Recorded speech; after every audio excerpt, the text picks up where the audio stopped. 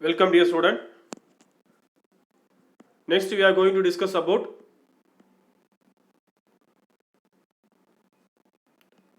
different types of arguments. There are four basic types of arguments in Python: required argument, keyword argument, default argument and variable length argument. So types பார்க்கிறதுக்கு முன்னாடி argumentனா என்ன parameterனா ஏற்கனவே பார்த்துட்டோம். அது ஒரு முறை recall பண்ணிடுவோம். Parameters are the variables which are defined in the function definition. So function definitionல நம்ம define பண்ணியிருக்கிற அந்த variable parameter. So argument அப்படின்னா என்ன பார்ப்போம். Arguments are the value which are passed to the function parameter. Function parameterக்கு நம்ம pass பண்ற value தான் argument. So அந்த argument இப்போ நாலா கிளாஸிஃபை பண்ணியிருக்கோம். Required, keyword, default, variable length. So first type required argument என்ன பார்க்கலாம். So required argument எடுத்துட்டோம்னா function definition, function call இது ரெண்டு ஞாபகம் வச்சுக்கோங்க. function definition இருக்குது parameter, function call இருக்குது argument. So parameter ஓட number of parameter the number of parameters and order of parameter should always exactly match with the number of arguments and order of argument. So அதுதான் required argument. Required arguments are the arguments passed to a function in correct positional order. Correct positional order.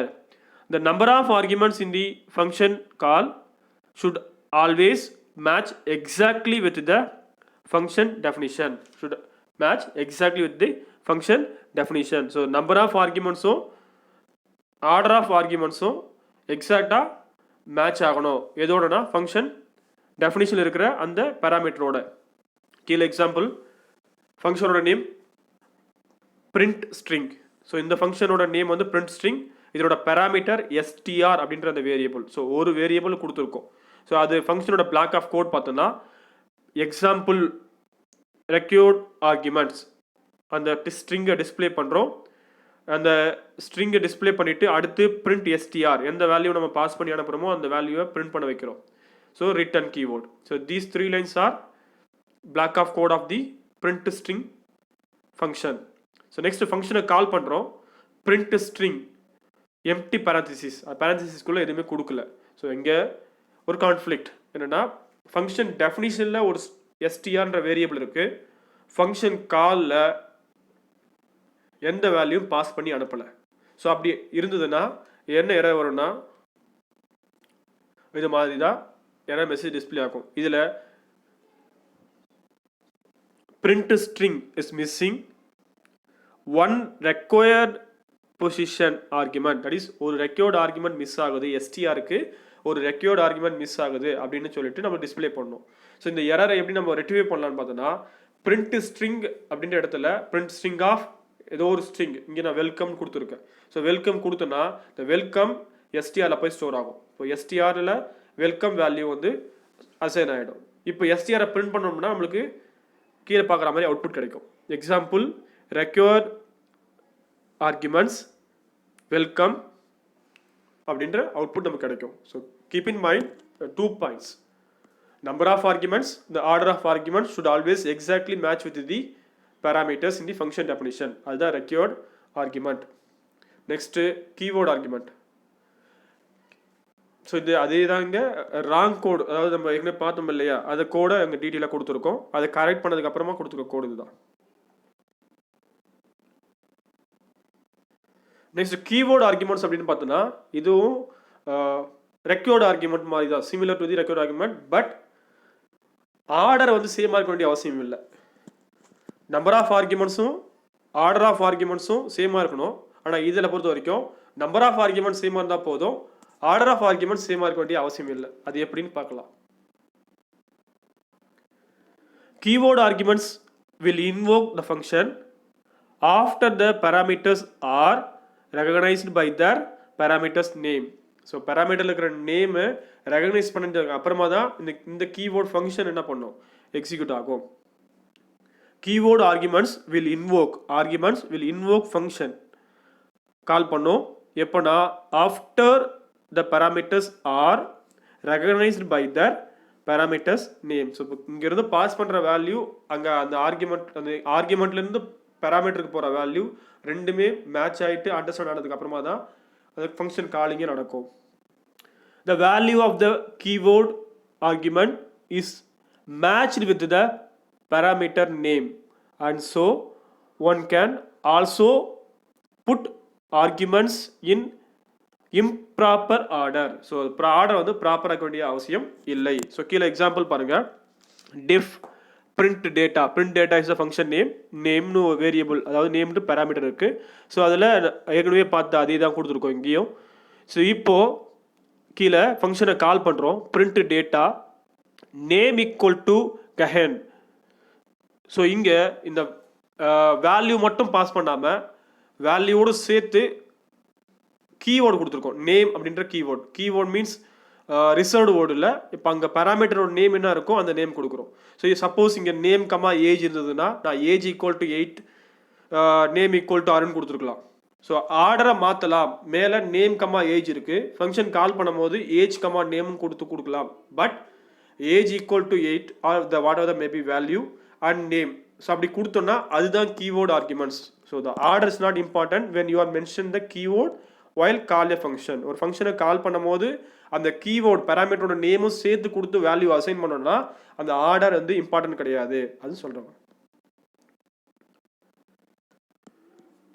So இந்த example பாருங்க. print data name. So நேம்னு வரும்போது இங்கே name கொடுத்துருக்க print data name 1ன்னு கொடுத்துருக்க. So name 1 அங்கே நேம்ன்ற variable இருக்கு, இங்கே name 1ன்ற variable இருக்கு. ஸோ அப்போ அது எரர் தான் நமக்கு அக்கர் ஆகும்.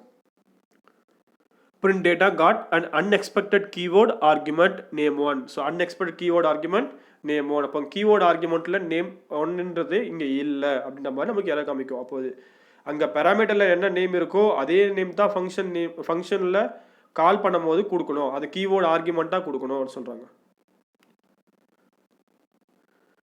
ஸோ இந்த இடத்துல பாருங்க ரெண்டு பேராமீட்டர் இருக்குது, நேம் ஏஜ். ஃபங்க்ஷனோட நேம் print data. ஸோ இந்த இடத்துல ஃபங்க்ஷனை கால் பண்ணும்போது பாருங்கள் ஏஜ் ஈக்குவல் 25 நேம் ஈக்குவல் ஹென் கொடுத்துருக்காங்களா. ஸோ இந்த இடத்துல ஆர்டர் பாருங்கள். நேம் ஃபர்ஸ்ட்டில் இருக்குது, ஏஜ் செகண்டில் இருக்குது. ஃபங்க்ஷன் டெஃபினிஷனில் ஃபங்க்ஷனை கால் பண்ணும்போது ஏஜ் ஃபர்ஸ்ட்லேயும் நேம் செகண்ட்லேயும் இருக்குது. ஸோ இது மாதிரி ஆர்டரை மாற்றி அமைக்கலாம். பட் அதுக்கு அப்ராப்ரியேட்டான கீவேர்டை பக்கத்தில் கொடுக்கணும். அதாவது என்ன பேராமீட்டர் நேம் இருக்கோ அதே நேமை இங்கே கொடுக்கணும். அதுதான் இங்கே புரிஞ்சிக்க வேண்டிய விஷயம். ஸோ இதுதான் வந்து கரெக்டான code. So next default argument என்ன பார்க்கலாம்.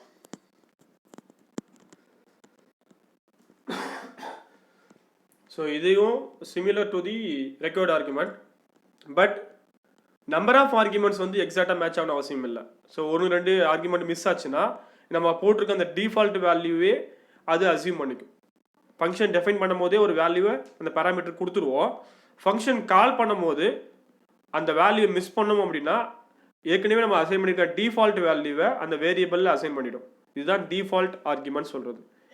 C++ பொறுத்த வரைக்கும் நீங்கள் டிஃபால்ட் ஃபங்க்ஷன் படிச்சிருப்பீங்க இல்லையா. ஸோ அதுதான் இங்கே டிஃபால்ட் ஆர்குமெண்ட்டாக இருக்குது.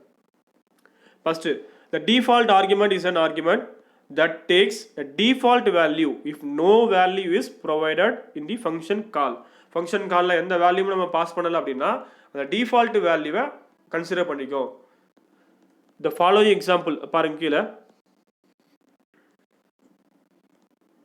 மை ஃபங்க்ஷன் அப்படின்னு function name country equal to Germany கொடுத்துருக்கோம். print I am from that is variable. அந்த வேரியபிளை பிரிண்ட் பண்ண சொல்கிறோம். அது என்ன வேரியபிள் நம்ம பாஸ் பண்ணியிருக்கோமோ அந்த வேரியபிளோட நேமை வந்து பாஸ் பண்ணுறோம். பிரிண்டிங்கில் கொடுத்துருக்கோம். So I am from suppose நான் இந்தியான்னு கொடுத்துருந்தா அது இந்தியா ரிசீவ் ஆகும். அப்படி சப்போஸ் வேல்யூ கொடுக்கலன்னா அது கண்ட்ரி டிஃபால்ட் நேம் ஜெர்மனி வந்து பிரிண்ட் ஆகும். ஸோ அதுதான் அங்கே பாருங்கள் மை ஃபங்க்ஷன் நேம் வந்து மை ஃபங்க்ஷன், அதில் இருக்கிற ஆர்குமெண்ட் வந்து இந்தியா. ஸோ அப்போ இந்தியா அப்படின்ற அந்த வேல்யூ கண்ட்ரின்ற வேரியபிள் அசைன் ஆகிடும். ஸோ உள்ள பிரிண்ட் ஸ்டேட்மெண்ட்டில் கண்ட்ரி கொடுத்துக்கிறதுனால ஃபஸ்ட்டு லைன் அவுட்புட்டில் பாருங்கள் ஐ எம் ஃப்ரம் இந்தியான்னு வரும். சப்போஸ் அடுத்த லைன் பாருங்கள் மை ஃபங்க்ஷன் எம்டி பேரான்தசிஸாக இருக்குது. ஸோ இதில் எந்த வேல்யூ நான் பாஸ் பண்ணலை. ஸோ அப்போ அந்த மாதிரி சுச்சுவேஷனில் அதாவது எந்த ஆர்குமெண்ட்டுமே நான் பாஸ் பண்ணலை அப்படின்னும் போது டிஃபால்ட் வேல்யூ நான் கொடுத்துருக்கேன் country equal to Germany. So அது ஜெர்மனின்ற வேல்யூ தான் வந்து கண்ட்ரியில் அசைன் பண்ணிவிட்டு அதுதான் நமக்கு அவுட்புட்டாக வரும். அதுதான் செகண்ட் லைனில் வந்துருக்க அவுட்புட். ஸோ டிஃபால்ட் ஆர்குமெண்ட்டை பொறுத்த வரைக்கும் நான் டிஃபால்ட் ஆர்குமெண்ட் ஃபஸ்ட்டு தனியாக எழுதிடணும், டிஃபால்ட் ஆர்குமெண்ட்டை லாஸ்ட்டாக தான் எழுதணும். அதாவது நம்ம ஃபங்க்ஷனை டிஃபைன் பண்ணும்போது டிஃபால்ட் பேராமீட்டரை ரைட் சைடில் தான் அது இருக்கணும். அந்த ஃபங்க்ஷனோட டெஃபினிஷனில் அது ரைட் சைடு எட்ஜில் தான் இருக்கணும்னு சொல்கிறாங்க. ஸோ இன் பிட்வீனில் இருக்கக்கூடாது. அதுதான் அதை புரிஞ்சிக்க வேண்டிய லாஜிக். டிஃபால்ட் ஆர்குமெண்ட்ஸ் பொறுத்த வரைக்கும் நம்பர் ஆஃப் ஆர்குமெண்ட்ஸ் எக்ஸாக்டாக மேட்ச் ஆகணும் அவசியம் இல்லை. If you are mention default value when the function is define. ஃபங்க்ஷனை டிஃபைன் பண்ணும்போது ஒரு அந்த பேராமீட்டருக்கு டிஃபால்ட் வேல்யூவை கொடுத்துருந்தா ஃபங்க்ஷனை கால் பண்ணும்போது exact number of values pass பண்ண வேண்டிய அவசியம் இல்லை.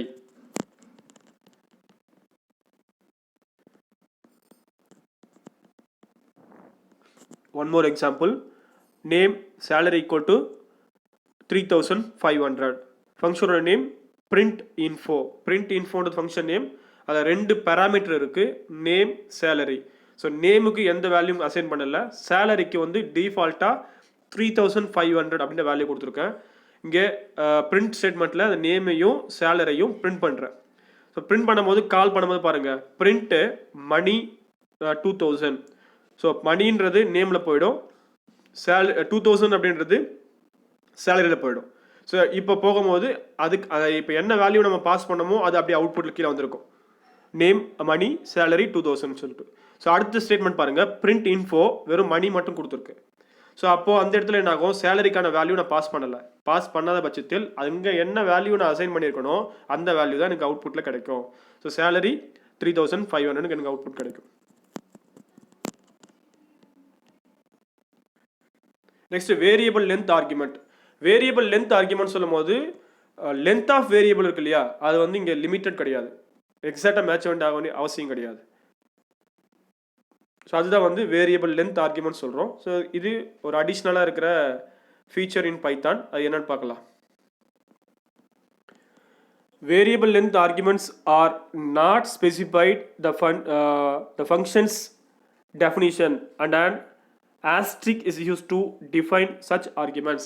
அதாவது இந்த ஃபங்க்ஷனுக்கு எத்தனை பேராமீட்டர் கொடுத்தா இல்லை எத்தனை ஆர்குமெண்ட் நம்ம பாஸ் பண்ணால் இந்த ஃபங்க்ஷனுக்கு கரெக்டாக இருக்கும்னு எக்ஸாக்டாக தெரியாத சுச்சுவேஷனில் வேரியபிள் லென்த் ஆர்குமெண்ட்ஸை பயன்படுத்திக்கலாம்.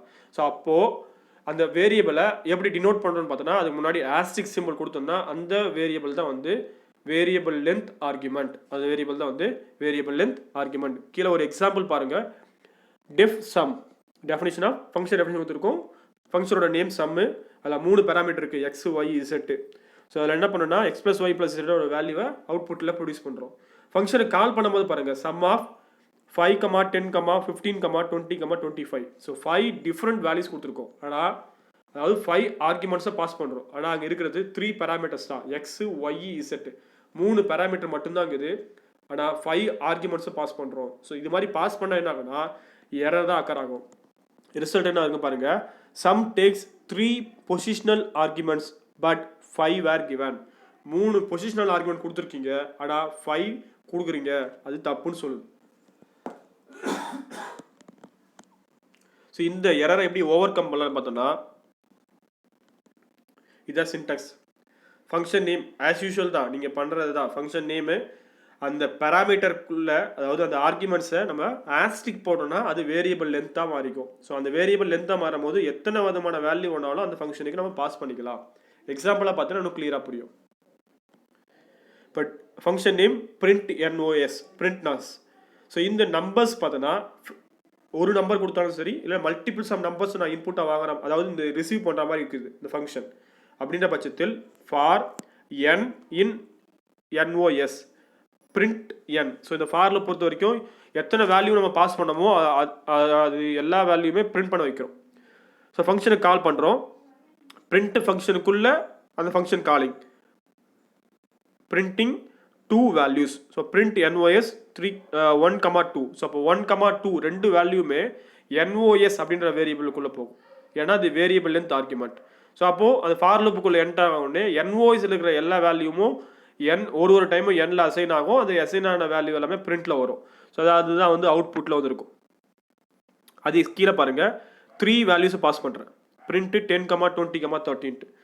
Print NOS 10, 20, 30. ஸோ அப்போ என்ன ஆகுதுன்னா அவுட்புட் இது மாதிரி தான் வந்திருக்கும். ஒரு வேல்யூ பாஸ் பண்ணாலும் சரி, இல்லை 2 வேல்யூ பாஸ் பண்ணாலும் சரி, இல்லை 3 வேல்யூ பாஸ் பண்ணாலும் சரி, ஒரு வேரியபிள் தான் யூஸ் பண்ணியிருக்கோம். இதுதாங்க வேரியபிள் லென்த் ஆர்குமெண்ட். ஸோ இதில் நோட் அப்படின்னு பார்த்தோன்னா, in variable length arguments we can pass the argument using 2 method. அந்த ஆர்குமெண்ட்டை 2 மெத்தடில் பாஸ் பண்ணலாம். அது நான் கீவேர்டு வேரியபிள் ஆர்குமெண்ட்டாக இருக்கணும், நான் கீவேர்டு வேரியபிள் ஆர்குமெண்ட்டாக இருக்கணும். அடுத்து கீவேர்டு வேரியபிள் ஆர்குமெண்ட்டாகவும் பாஸ் பண்ணலாம். நான் கீவேர்டு வேரியபிள் ஆர்குமெண்ட்டாக யூஸ் பண்ணுறோம் அப்படின்னா அது டப்பிள்ஸாக இருக்கும். அதை பற்றி டீட்டெயிலாக பின்னாடி பார்க்கலாம். ஸோ 2 விதமாக இந்த ஆர்குமெண்ட்டை பாஸ் பண்ணலாம். ஒன்று கீவேர்டு ஆர்குமெண்ட் ஆர் நான் கீவேர்டு ஆர்குமெண்ட். நான் கீவேர்டு ஆர்குமெண்ட்டாக இருக்கணும் அப்படின்னா அது டப்பிள்ஸ் டைப்பில் இருக்கணும்னு சொல்கிறோம். டப்பிள்ஸ்னு சொல்லிட்டு பின்னாடி பார்ப்போம். ஸோ இது வரைக்கும் நம்ம பார்த்தது types of arguments. First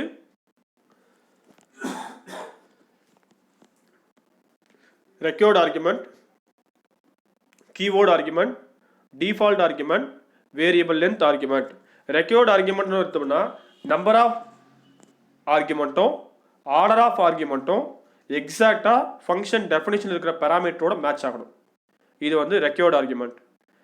keyword argument எடுத்துட்டோம்னா கீவேர்டு அதாவது அந்த பேராமீட்டரோட நேமோட கொடுத்து வேல்யூவை பாஸ் பண்ணுவோம், ஆர்குமெண்ட்டை பாஸ் பண்ணுவோம். இது அதோட கேரக்டரிஸ்டிக்ஸ்.